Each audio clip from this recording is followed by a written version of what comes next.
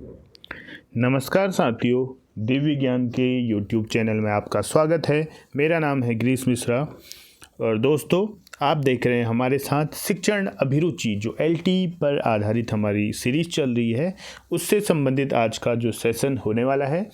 तो दोस्तों जो आज हम जो है नया टॉपिक पढ़ने वाले हैं वो है शिक्षण अभिरुचि। 2018 में जो LT भर्ती परीक्षा हुई थी, पहली बार LT भर्ती परीक्षा का सिलेबस चेंज हुआ था, जिसके आधार पर 30 नंबरों की शिक्षण अभिरुचि आनी थी और 70 नंबर का आपका सब्जेक्ट आने वाला था। तो 2018 में, इससे पहले जो भर्ती परीक्षा हुई थी 2021 में हुई थी, फिर उससे पहले हुई थी 2018 में। तो उस वक्त 30 प्रश्न आए थे शिक्षण अभिरुचि के। पूरा पैटर्न वही है जो आगामी भर्ती परीक्षा का है। तो चलो देखते हैं कि किस तरीके से उसमें क्वेश्चन आए थे और उनके आंसर भी हम इस जो है सेशन में देने की कोशिश करेंगे। आपके लिए एक प्रकार से प्रैक्टिस सेट हो सकता है, आप प्रैक्टिस सेट्स की तरह लीजिए। आप अपने तरीके से जो है इन्हें कितने आपके आंसर सही होते हैं इन 30 प्रश्नों में से, तो आप ज़रूर कमेंट बॉक्स पर हमें बताइएगा। और इसी तरीके की वीडियो के लिए आप जो है हमारे YouTube चैनल दिव्य ज्ञान को सब्सक्राइब कीजिए, शेयर कीजिए और आपको इसका फ़ायदा ही मिलेगा। तो आइए शुरू करते हैं। हमारा पहला प्रश्न है आज, ज्ञात से अज्ञात की ओर। ज्ञात से अज्ञात की ओर यह एक क्या है? शिक्षण विधि है, शिक्षण सूत्र है, शिक्षण तकनीक है या शिक्षण युक्ति है? तो ज्ञात से अज्ञात की ओर यह एक क्या होनी चाहिए? शिक्षण सूत्र होता है। ज्ञात से अज्ञात की ओर क्या है? एक शिक्षण सूत्र होता है। किसमें है? आगमन। अगर विधि की बात करेंगे तो आगमन विधि होती है, लेकिन आगमन विधि का ये सूत्र क्या है? ज्ञात से अज्ञात की ओर। ज्ञात से अज्ञात की ओर किसमें होता है? आगमन विधि। आगमन विधि शिक्षण विधि है, जबकि आगमन विधि के अंतर्गत जो सूत्र जो है शिक्षण सूत्र होता है वो होता है ज्ञात से अज्ञात की ओर। आगे बढ़ते हैं। इसी प्रकार से दूसरा प्रश्न है, शिक्षण व्यूह रचना। जो शिक्षण व्यूह रचना वो क्या है? किस काम के लिए है? उद्देश्यों को प्राप्त करने की योजना है, शिक्षण की एक विधि है, कक्षा में अतिरिक्त क्रिया है या उपयुक्त में से कोई नहीं है? तो शिक्षण व्यूह रचना क्या होगा? शिक्षण किसी भी व्यूह की रचना क्यों करेगा? वो इसलिए करेगा क्योंकि उसे अपने शैक्षिक उद्देश्यों को प्राप्त करना होता है और उन प्राप्त करने की योजना बनानी होती है। तो शिक्षण व्यूह रचना क्या है? एक प्रकार से उद्देश्यों को प्राप्त करने की योजना है। इसी प्रकार आयताकार शारीरिक रचना वाले व्यक्ति में पाए जाने वाले व्यक्तिगत गुण होते हैं। तो आपने जो है व्यक्तित्व टॉपिक पढ़ा होगा, तो व्यक्तित्व टॉपिक में जो है व्यक्तित्व के अलग अलग क्या थे, वहाँ जो है वर्गीकरण दिए गए थे। तो उस वर्गीकरण के अंतर्गत एक वर्गीकरण था आयताकार शरीर रचना, जो है जिस व्यक्ति की होती है वे किस प्रकार के व्यक्ति होते हैं, यानी उनके गुण क्या होते हैं? वो परंपरावादी एवं सामाजिक होते हैं, शांति प्रिय एवं एकांत प्रिय होते हैं, जोशीले एवं क्रोधी होते हैं या उपयुक्त में से कोई नहीं। तो जो आयताकार शरीर वाले रचना वाले व्यक्ति होते हैं वे क्या होते हैं? वे गुण में जोशीले और क्रोधी होते हैं। तो जो आयताकार शरीर वाले होंगे वो क्या होंगे? जोशीले एवं क्रोधी होंगे। इसी प्रकार गोल संरचना वाले भी होते हैं और इसी प्रकार जो है जिनका शरीर लंबा होता है वो भी होते हैं। तो 3 टाइप की जो है उसमें वो है वर्गीकरण है, तो आप देख सकते हैं। तो ज़्यादा इसमें जानकारी के लिए आप हमारे जो है चैनल में व्यक्तित्व नामक टॉपिक है, तो आप सर्च कीजिए और हमने कल ही वो वीडियो को, आज ही वो उस वीडियो को अपलोड किया हुआ, तो आप जाके देख सकते हैं। बढ़ते हैं आगे। दल शिक्षण में दल से अभिप्राय क्या है?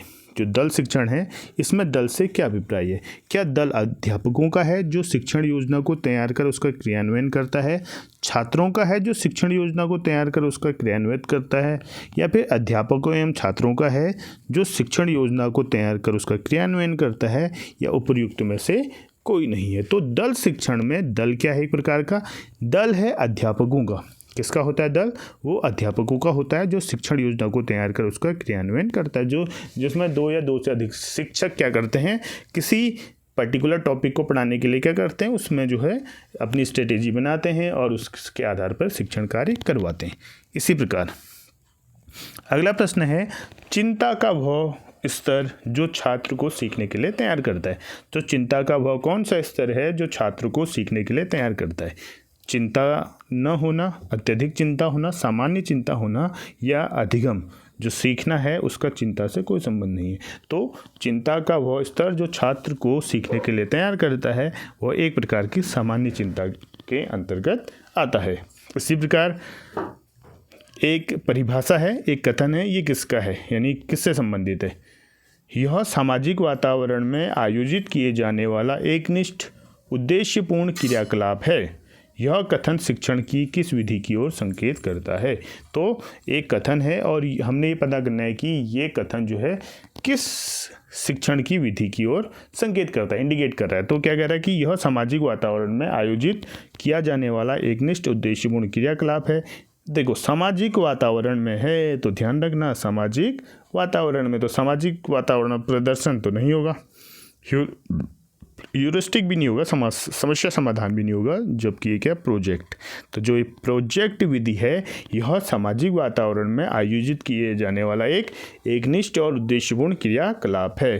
तो प्रोजेक्ट विधि के जो संस्थापक थे आपको पता है कौन थे? किलपैट्रिक थे, जॉन डीवी के शिष्य। इसी प्रकार बढ़ते हैं आगे। शिक्षा का अधिकार अधिनियम 2009 में प्रावधान है। किस किस का प्रावधान है इसमें?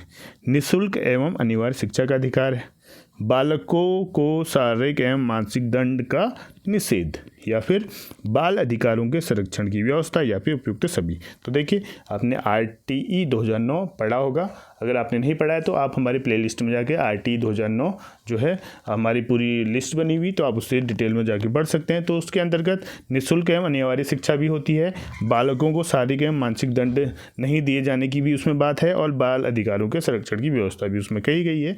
तो उपयुक्त सभी इसका सही आंसर होगा। इसी प्रकार छात्रों को परियोजना कार्य देते समय एक शिक्षक को हमेशा ध्यान में रखना चाहिए। क्या ध्यान में रखना चाहिए? उसका प्रायोजन शैक्षिक हो, संबंध वास्तविक जीवन से परिस्थितियों से हो, सीखना क्रिया द्वारा हो, या उपयुक्त सभी। तो सभी पॉजिटिव हैं, सभी चीज़ें होनी चाहिए, उपयुक्त सभी इसका सही आंसर होगा। अगला प्रश्न है, सामूहिक शिक्षण करते समय विद्यार्थियों की व्यक्तिगत समस्याओं के समाधान हेतु निम्न में से आप कौन सी विधि का प्रयोग करेंगे? तो देखो ध्यान से पढ़ने से क्या कह रहा है, सामूहिक शिक्षण करते समय विद्यार्थियों की व्यक्तिगत समस्याएं हैं, तो सामूहिक शिक्षण कर रहे हैं और विद्यार्थियों की व्यक्तिगत समस्याओं का समाधान करने के लिए आप कौन सी विधि का प्रयोग करेंगे? क्या भाषण से हो पाएगा ये, या अभिक्रमित अनुदेशन से हो पाएगा, अनुवर्ग से हो पाएगा, या प्रदर्शन से हो पाएगा? तो भाषण देना बहुत हद तक अच्छा नहीं होता है। अभिक्रमित अनुदेशन तो इतना टाइम है नहीं कि आप अभिक्रमित अनुदेशन से दे पाएँ। प्रदर्शन, तो प्रदर्शन करके तो ऐसा कुछ हो नहीं सकता। तो अनुवर्ग या इसे बोलते हैं ट्यूटोरियल। तो अनुवर्ग शिक्षण की ऐसी विधि है जिसमें सामूहिक शिक्षण करते समय विद्यार्थियों की व्यक्तिगत समस्याओं का समाधान किया जाता है। तो अनुवर्ग और अंग्रेजी में से ट्यूटोरियल कहते हैं। तो इसका सही आंसर सी होगा, अनुवर्ग। इसी प्रकार अच्छा ये तो प्रश्न हो गया, बढ़ते हैं आगे। संप्रेषण प्रक्रिया में शिक्षक का व्यवहार शाब्दिक से अशाब्दिक तक हो सकता है। ठीक है, जो कम्युनिकेशन प्रोसेस है उसमें जो टीचर है उसका व्यवहार शाब्दिक वर्बल से नॉन वर्बल तक हो सकता है। यह सही है, यह गलत है, यह आंशिक रूप से सही है, उपयुक्त में से कोई नहीं। तो देखो संप्रेषण प्रक्रिया में शाब्दिक से अशाब्दिक होता ही है। आप जो है उद्दीपन परिवर्तन कौशल आपने पढ़ा हुआ है, तो उसमें क्या है कि आप शिक्षण कार्य कराते समय क्या करते हैं, शिक्षक को शाब्दिक से अशाब्दिक की ओर भी ले आते हैं, अशाब्दिक से शाब्दिक की ओर भी ले आते हैं। तो यह सही है, आंशिक रूप से सही नहीं, पूर्ण रूप से सही है। तो ऐसा होता है कि शाब्दिक से अशाब्दिक तक हो सकता है। ठीक है, आंशिक रूप से क्यों कहेंगे, पूरा होता है। बढ़ते हैं आगे। कक्षा संप्रेषण हेतु सूक्ष्म शिक्षण क्यों आवश्यक है? तो देखो जब आप जो है शिक्षण ट्रेनिंग कर रहे होते हैं, टीचिंग ट्रेनिंग कर रहे होते हैं, तो वहाँ सूक्ष्म में माइक्रो टीचिंग कराई जाती है। तो उस माइक्रो टीचिंग को कराने के पीछे उद्देश्य क्या होता है? तो फीडबैक देना होता है, पृष्ठपोषण देना होता है, विभिन्न कौशलों का विकास करना होता है, पाठ पूर्ण करने के लिए होता है, और मूल्यांकन करने के लिए होता है। तो सूक्ष्म शिक्षण क्या करते हैं, जितने भी अलग अलग छोटे मोटे कौशल हैं उनको विकसित करना पड़ता है। पुनर्वलन कौशल है, उद्दीपन परिवर्तन कौशल है, श्यामपट कौशल है, प्रदर्शन कौशल है, अलग अलग कौशलों को क्या करते हैं, विकास करना होता है। तो सूक्ष्म शिक्षण क्यों आवश्यक है? विभिन्न कौशलों के विकास हेतु सूक्ष्म शिक्षण आवश्यक है। इसी प्रकार अध्यापक होने के नाते यदि आप किसी विद्यार्थी की बुरी आदत को सुधारना चाहते हैं तो क्रियात्मक योजना बनाते समय आप अधिगम के किस सिद्धांत को ध्यान में रखेंगे। तो देखो, किसी विद्यार्थी की बुरी आदत को सुधारना है तो क्या आप उसमें अंतर्दृष्टि लगाएंगे, प्रयास एवं त्रुटि लगाएंगे, शास्त्रीय अनुबंधन लगाएंगे या क्षेत्रीय सिद्धांत लगाएंगे। तो अगर किसी विद्यार्थी की बुरी आदत को सुधारना है तो उसके लिए सबसे बेहतर अधिगम का जो सिद्धांत होता है वो होता है शास्त्रीय अनुबंधन सिद्धांत होता है। इसी प्रकार व्यक्तित्व किसी व्यक्ति के व्यवहार का कैसा पक्ष है, संज्ञानात्मक पक्ष है, गैर संज्ञानात्मक पक्ष है, बौद्धिक पक्ष है, बाह्य पक्ष है। तो व्यक्तित्व किसी भी व्यक्ति के व्यवहार का गैर संज्ञानात्मक पक्ष होता है। तो व्यक्तित्व के अंतर्गत आपने ये पढ़ा होगा, अगर आपने नहीं पढ़ा है तो आप हमारी प्लेलिस्ट में जाके इस टॉपिक को देख सकते हैं। इसी प्रकार विद्यार्थियों को कठिन शब्दों का अर्थ समझाने की व्यवहारिक विधि क्या है। तो अगर छोटे बच्चे हैं और उन्हें आप कठिन शब्दों को सिखाना चाह रहे हैं तो आप उसके लिए क्या करेंगे, उन शब्दों को वाक्यों में प्रयोग करके पढ़ाएंगे, विपरीत अर्थ वाले शब्द बताएंगे, समानार्थी शब्द बताएंगे या उपयुक्त में से कोई नहीं। तो ये वैसे भी नहीं होगा, ठीक। समानार्थी उससे संबंधित शब्द बताएंगे तो वो जो आसान लगेगा उसे बताएगा, उससे जान लेगा, लेकिन उस पर अर्थ को भूल जाएगा, तो ये भी नहीं है। विपरीत अर्थ वाले शब्द बताना, ये भी उतना बेहतर तो नहीं है। तो उन शब्दों का वाक्यों में प्रयोग करके अगर आप पढ़ाएंगे तो विद्यार्थियों को कठिन शब्दों का अर्थ समझने में आसानी होगी और ये ज़्यादा व्यवहारिक है। इसी प्रकार एक बालक काले कुत्ते, काले बिल्ली एवं काले कोट को देखकर डरने लग गया है, इस प्रकार के अनुबंधन में निहित है। तो देखो, काले कुत्ते को देख के भी डर रहा है और काले बिल्ली को देख के भी डर रहा है और काले कोट को लेके भी डर रहा है, यानी कि जो काला रंग है उससे संबंधित सभी चीज़ों से डर रहा है। तो काला रंग अपने आप में क्या हो गया, उद्दीपक हो गया। तो ये कह रहा है कि इस जो है प्रोसेस में क्या चीज़ें हो रही है उसके साथ, अनुक्रिया का सामान्यीकरण हो रहा है, उद्दीपक का सामान्यीकरण हो रहा है, ए और बी दोनों या उपयुक्त में से कोई नहीं। तो देखो, अनुक्रिया तो नहीं कर रहा है क्योंकि वो डर रहा है, ठीक। तो उद्दीपक का सामान्यीकरण, जो उद्दीपक का काला रंग है वो सभी में क्या कर रहा है, जनरलाइज कर रहा है उसे। तो उद्दीपक का सामान्यीकरण उसके अंतर्गत हो रहा है जब एक बालक काले कुत्ते, काले बिल्ली एवं काले कोट को देखकर डरने लग गया। तो उद्दीपक क्या है उसमें, काला रंग। तो उस काला रंग को सभी में एक जैसा देख रहा है तो वो फिर उससे डर रहा है, काले रंग से डर रहा है। अनुक्रिया नहीं कर रहा है, अनुक्रिया वो डरना जो है अपने आप में स्वाभाविक क्रिया है। काला रंग देख के ही डर रहा है और वो हर काले रंग से डर रहा है, तो हर किसी में वो सामान्यीकरण कर दे रहा है। तो उद्दीपक का सामान्यीकरण इसका सही आंसर होगा। अगला प्रश्न है, आनुवंशिक गुणों का वास्तविक संवाहक क्या है। जो आनुवंशिक गुण होते हैं एक पीढ़ी से दूसरी पीढ़ी तक जाते हैं, तो उनको ले जाने वाला जो वास्तविक संवाहक क्या होता है, गुणसूत्र है, केंद्रक है, जीन्स है, तो या फिर उपयुक्त में से कोई नहीं। तो आपको पता है आनुवंशिक गुणों का वास्तविक संवाहक होता है जीन। तो जीन्स जो होते हैं वो आनुवंशिक गुणों को एक पीढ़ी से दूसरी पीढ़ी तक हस्तांतरित करते हैं। इसी प्रकार निम्न में से एक शैक्षिक मापन की विधि नहीं है, यानी कि जिससे शैक्षिक मापन नहीं हो पाता है। तो इसमें ये कौन सी विधि है, क्या साक्षात्कार है, मानक संदर्भित परीक्षण है, प्रश्नावली है, अवलोकन है। तो साक्षात्कार के द्वारा शैक्षिक मापन होता है, प्रश्नावली के द्वारा भी किया जाता है और अवलोकन करके भी शैक्षिक मापन किया जाता है। यानी कि मानक संदर्भित परीक्षण एक ऐसा परीक्षण है जो शैक्षिक मापन की विधि नहीं है। बढ़ते हैं आगे। क्वेश्चन नंबर 18, वंशानुक्रम को समझने के लिए आपको आवश्यक रूप से क्या समझना होगा। तो वंशानुक्रम है, ठीक है, या फिर इसे हम कह सकते हैं हेरिडिटी। इसको समझने के लिए आपको क्या क्या समझना होगा, समानता का नियम समझना है, भिन्नता का नियम समझना है, प्रतिगमन का नियम समझना है, उपयुक्त सभी। तो वंशानुक्रम को समझने के लिए आपको समानता का नियम भी समझना आवश्यक है, भिन्नता का नियम समझना भी आवश्यक है और प्रतिगमन का नियम भी सीखना आवश्यक है। तो इसका सही आंसर हो जाएगा उपयुक्त सभी। बढ़ते हैं आगे। क्रियात्मक अनुसंधान में कौन सा पद सम्मिलित नहीं होता है। तो क्रियात्मक अनुसंधान बहुत महत्वपूर्ण टॉपिक है। ये जो है प्ले लिस्ट में जाके आप जो है इसमें डिटेल वाइज देख सकते हैं। इसके क्या होते हैं, अलग अलग पद होते हैं। तो उन पदों में से कौन जो है, इनमें से जो चार देखें इनमें से कौन सा उन पदों में सम्मिलित नहीं होता है।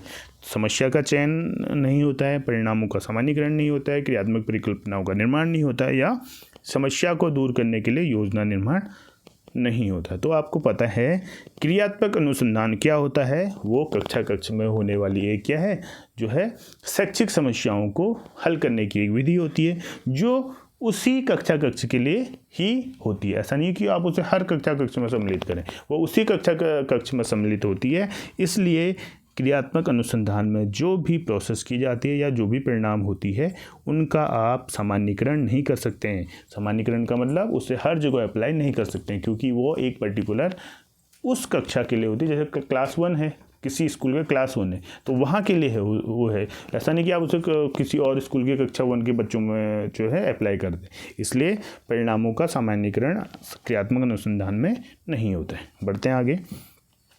निम्न में से कौन सा तथ्य निर्देशन एवं परामर्श का अंग नहीं है, यानी कि कौन सा एक ऐसा जो है इसमें ऑप्शन है जो निर्देशन एवं परामर्श का अंग नहीं है। तो इसमें क्या क्या है, समायोजन करना, उन्मुखीकरण करना, संवेगों का विकास करना, उपयुक्त में से कोई नहीं। तो इसे और तो नहीं जाएंगे हम। समायोजन करना होता है निर्देशन एवं परामर्श का अंग। उन्मुखीकरण करना यानी कि किसी पर्टिकुलर किसी जो है एरिया की ओर बच्चे को जो है आप डाइवर्ट कर रहे हैं तो निर्देशन एवं परामर्श के द्वारा तो करते ही हैं। संवेगों का निर्माण या फिर विकास निर्देशन एवं परामर्श के द्वारा नहीं किया जाता है। समायोजन भी करते हैं, उनमें उन्मुखीकरण भी करते हैं। संवेगों का विकास जो है निर्देशन एवं परामर्श का अंग नहीं होता है। इसी प्रकार निम्न में से कौन सा तथ्य, अच्छा ये हमने पढ़ा लिया, बढ़ते हैं आगे। श्यामपट्ट पर लिखते समय अक्षरों का आकार तय करने के लिए आप किस बात का विशेष ध्यान रखेंगे। अगर आप श्यामपट्ट पर लिख रहे हैं, ठीक है, और अक्षर कितने बड़े या छोटे बनाने हैं उसके लिए आप किस बात का विशेष ध्यान रखेंगे। किस बात का रखेंगे? श्यामपट्ट तथा विद्यार्थियों के मध्य दूरी का, श्यामपट्ट तथा शिक्षक के मध्य दूरी का, कक्षा कक्ष की लंबाई का, उपयुक्त में से कोई नहीं। तो इसकी ओर तो नहीं जाना है। ठीक, तो श्यामपट्ट पर लिखते समय देखो हमने क्या करना है, चाइल्ड सेंट्रल एजुकेशन है, विद्यार्थी को ही हमने भगवान मान के काम करना है। तो कक्षा कक्ष की लंबाई उतनी जो है हो सकता है, लेकिन उतना इफेक्टिव नहीं है। कक्षा कक्ष की लंबाई कितना भी, उससे क्या मतलब। श्यामपट्ट तथा शिक्षक के मध्य की दूरी, तो शिक्षक को भी हमने केंद्र में नहीं रखना है। श्यामपट्ट तथा विद्यार्थियों के मध्य दूरी, तो मेन चीज़ श्यामपट्ट वर्ग किन के लिए होता है, विद्यार्थियों के लिए होता है। और विद्यार्थी और श्यामपट्ट कितने दूर है, कितनी दूरी पर, उसका ध्यान रख के ही आपने ब्लैक बोर्ड पर लिखना है। चाहे कितनी भी लंबी क्लास हो, अगर विद्यार्थी आगे बैठे हैं तो बहुत बड़ा लिखने की क्या ज़रूरत है। वो तो हमने देखना है कि विद्यार्थी ब्लैक बोर्ड से कितना दूर है बैठे हैं, ठीक, कितना दूर बैठे हैं और कितना पास बैठे हैं, ठीक है। तो उसके आधार पर ही हम श्यामपट्ट में शब्दों का आकार तय करते हैं। अगला प्रश्न है, संज्ञानात्मक व्यवहारगत कौशल के अंतर्गत विद्यार्थी को सैद्धांतिक कथनों के उपयोग को वास्तविक परिस्थितियों में समझने के सक्षम बनाना क्या कहलाता है। क्या कह रहा है, संज्ञानात्मक व्यवहारगत कौशल के अंतर्गत विद्यार्थी को सैद्धांतिक कथनों के उपयोग को वास्तविक परिस्थितियों में समझने के सक्षम बनाना क्या कहलाता है। अवबोध कहलाता है, अनुप्रयोग कहलाता है, विश्लेषण कहलाता है या फिर संश्लेषण कहलाता है। ये तो सिंपल सी बात है। देखो, जो संज्ञानात्मक व्यवहारगत कौशल है उसके अंतर्गत विद्यार्थी को सैद्धांतिक कथनों को वास्तविक परिस्थितियों में जो है सीखने के योग्य बनाना है। तो अनुप्रयोग तो कर रहे हैं, तो अनुप्रयोग जो है संज्ञानात्मक व्यवहारगत कौशल के अंतर्गत विद्यार्थी को सैद्धांतिक कथनों के उपयोग को वास्तविक परिस्थितियों में समझने के सक्षम बनाया जाता है। तो ये एक प्रकार का क्या है, अनुप्रयोग है। बढ़ते हैं आगे। निम्न में से किसी विद्यार्थी के आंतरिक मनोभावों के माप की सर्वोत्तम विधि कौन सी है। यानी कि किसी विद्यार्थी के मनोभावों को मापना है, अपने मन के भावों को मापना है, तो उसके लिए कौन सी विधि का उपयोग करेंगे। प्रश्नावली करोगे, साक्षात्कार करोगे, समाजमिति करोगे या प्रत्यारोपण विधि के लाओगे। तो ये आप उसके क्या होते हैं, शैक्षणिक उपलब्धि को मापने के लिए ये दो का उपयोग करते हैं। उसके सामाजिक कौशल को जानने के लिए समाजमिति का उपयोग करते हैं। लेकिन अगर आप किसी विद्यार्थी के मनोभावों को जानना चाह रहे हैं तो उसके लिए आपको प्रत्यारोपण विधि की आवश्यकता पड़ेगी। तो सही आंसर होगा इसमें प्रत्यारोपण विधि। अगला प्रश्न है, शिक्षण अभियोग्यता से तात्पर्य क्या है। तो क्या है शिक्षण अभियोग्यता, जो जिसका आपका पेपर है, बहुत सिंपल क्वेश्चन है। शिक्षण कार्य के प्रति समर्पण या शिक्षक बनने की इच्छा, शिक्षक के व्यवसाय की सभी वांछित योग्यताओं को रखना या छात्रों से अच्छा मेलजोल। तो देखो चारों ऑप्शन आपको सही लग रहे होंगे इसमें। तो हम क्या करते हैं, टीचिंग एप्टीट्यूड में क्या करते हैं, सबसे बेहतर आंसर की ओर जाते हैं। तो शिक्षक अभियोग्यता से तात्पर्य है शिक्षक के व्यवसाय की सभी वांछित योग्यता को रखना। तो ये उस सभी वांछित योग्यताओं में समर्पण भी आती है, शिक्षक बनने की इच्छा भी आती है और छात्रों से अच्छा मेलजोल भी आएगा। ठीक है, तो सी आंसर में सभी आपके ऑप्शन आ जाते हैं, तो इसलिए सी आपका सही होगा। बढ़ते हैं आगे। आप अपने विद्यार्थियों में मुख्य तौर पर स्व अनुशासन किस प्रकार विकसित करेंगे। तो विद्यार्थी, आप ऐसा नहीं कि डंडा लेके जा रहे हैं और उसने अनुशासित रख रहे हैं। सबसे बेहतर अनुशासन होता है स्व अनुशासन। तो बच्चों में आप स्व अनुशासन कैसे विकसित करेंगे? उनको उत्तरदायित्व देंगे, अच्छे चरित्र के नियम बताएंगे, उन्हें दंड देंगे नियमों का पालन करा के। तो देखो, सबसे बेहतर है अगर आप बच्चों को क्या करते हैं, उत्तरदायित्व देते हैं, किसी काम को करने का उत्तरदायित्व देते हैं, तो बच्चे बहुत ही अच्छे से उसे निभाने की कोशिश करते हैं और उसमें उनके अंदर अनुशासन का गुण विकसित होता है।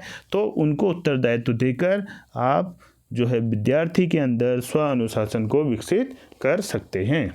इसी प्रकार अगला प्रश्न है, एक शिक्षक अपनी शिक्षण अधिगम प्रक्रिया की योजना बनाते समय ध्यान में क्या रखता है? उद्देश्य रखता है, मानव एवं भौतिक संसाधनों को रखता है, एवं दोनों को रखता है, या फिर उपयुक्त में से कोई नहीं। तो उपयुक्त में से कोई नहीं तो हमको ज़्यादा ऑप्शन पर जाना है नहीं। तो निर्मित उद्देश्य, जो उसने शिक्षण अधिगम प्रक्रिया की योजना बनाई है तो निर्मित उद्देश्य में रखेगा और साथ में मानव एवं भौतिक संसाधनों का भी प्रयोग करेगा, जिसमें टीचिंग एड्स भी आ सकते हैं, ठीक है। और समूह शिक्षण करते समय वो टीचर्स की भी सहायता ले सकता है और बच्चों की सहायता भी ले सकता है। तो सही आंसर होगा दोनों, ए एवं बी। अगला प्रश्न है, निम्न में से कौन सा उद्दीपन परिवर्तन कौशल का तत्व नहीं है?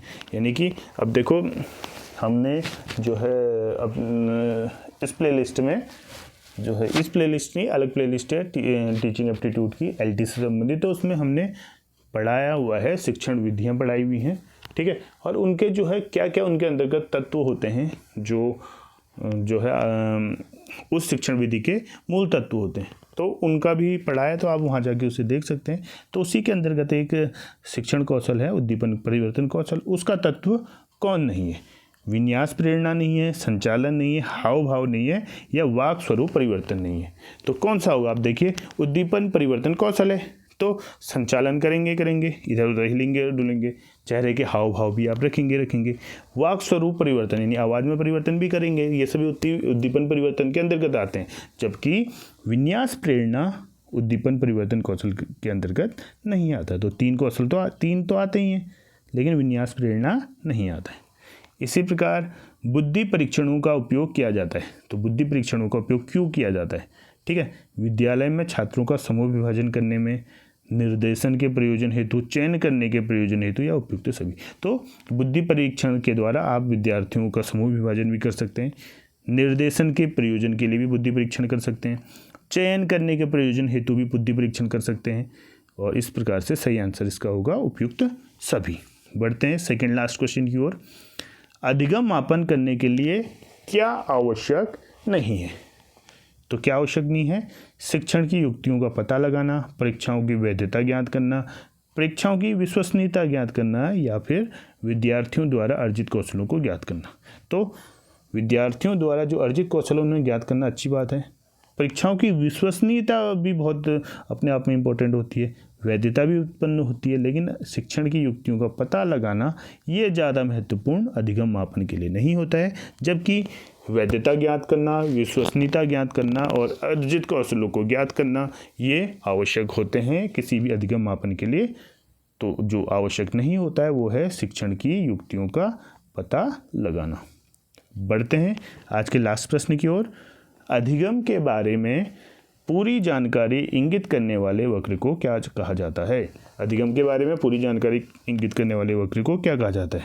क्या वृद्धिमान आवर्तन वक्र, ह्रासमान आवर्तन वक्र, समान आवर्तन वक्र, या एस वक्र, एस आकार का वक्र? तो आपको पता है अधिगम का वक्र होते हैं, वृद्धिमान वक्र होता है, ठीक, यानी जो निरंतर आगे बढ़ते रहता है। ह्रासमान जो पहले बढ़ता है बाद में कम होने लग जाता है। समान आवर्तन वक्र जो सीधी रेखा में जाता है, या एस आकार का वक्र, इस टाइप का वक्र। तो आप देख रहे होंगे एस वाले में तीनों आ जा रहे हैं, ठीक है, क्योंकि वो क्या कह रहा है, सभी जानकारी इंगित करना चाहिए, उसमें वृद्धिमान भी आना चाहिए। ठीक, कैसे करके देखिए, उस वक्र में आपका वृद्धिमान भी आना चाहिए, उसी में आपका क्या आना चाहिए, ह्रासमान भी आना चाहिए, और उसी में आपका आना चाहिए समान आवर्तन वक्र, सीधी रेखा वाला। तो किस में संभव है? जो एस टाइप का वक्र बनेगा। कैसे एस टाइप का कैसे बनता है वक्र? ये, ठीक, इसमें सीधी लाइन भी आपको आ जाएगी, ठीक है, वृद्धिमान भी आ जाएगा इसमें, और ह्रासमान भी आ जाएगा। तो कहने का मतलब है अधिगम के बारे में पूरी जानकारी इंगित करने वाले वक्र को कहा जाता है एस आकार का वक्र। ऐसा आकार का वक्र इसलिए कहा जाता है क्योंकि उसमें ये वक्र भी आ जाता है, ये वक्र भी आ जाता है और ये वक्र भी आ जाता है। तो तीनों वक्र जिस वक्र के अंतर्गत आते हैं उसे एस आकार का वक्र कहा जाता है। तो दोस्तों 30 क्वेश्चन हमने 2018 के जो है एलटी भर्ती परीक्षा से संबंधित किए हैं। उम्मीद करता हूँ आपको ये सेशन अच्छा लगा होगा। 30 प्रश्नों में से आपको कितने प्रश्न आए, कितने आपके सही हुए हैं, आपका स्कोर क्या है, आप जो है ज़रूर फीडबैक के तौर पर आप जो है कमेंट बॉक्स पर इसे लिख सकते हैं। और इसी तरीके की वीडियो के लिए आप हमारे यूट्यूब चैनल पर जुड़िए, दिव्य नॉलेज पर, दिव्य ज्ञान पर। तो आप इस पर जुड़िए और जो है इसी प्रकार आपको नई से नई और उपयोगी वीडियो आपको मिलते रहेगी। तब तक के लिए मिलते हैं अपने नए वीडियो में। जय हिंद, जय भारत, जय उत्तराखंड।